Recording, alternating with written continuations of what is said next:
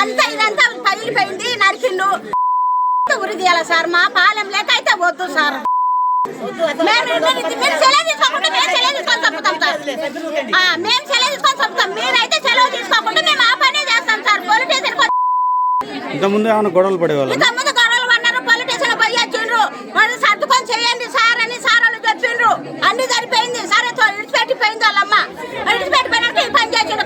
పైన దుంకుతే కాళ్ళు కట్లు కట్టించుకొచ్చి షాకిర్తులు చేస్తున్నది పెళ్ళాము.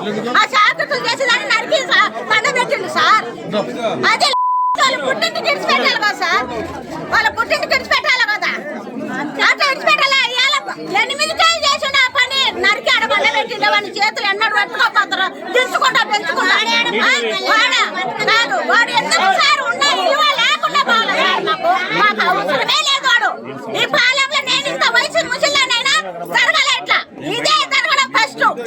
భార్య తప్పడం ఇది జరగాల, ఇదే ఫస్ట్ జరగడం. ఈరోజు ఉదయం సుమారు 8:30-9 గంటల సమయంలో గిద్దలూరుపట్నం ఏబింపాలెంలో భార్యాభర్తల గొడవ మధ్య పెద్దదై దాసరి ప్రేమ కుమారి అనే ఆమెను ఆ భర్త గంగరాజు రోకల బండ తీసుకొని విచక్షణ కొట్టడం వల్ల ఆమె చనిపోయిందని చెప్పేసి మన కంప్లైంట్ వచ్చింది.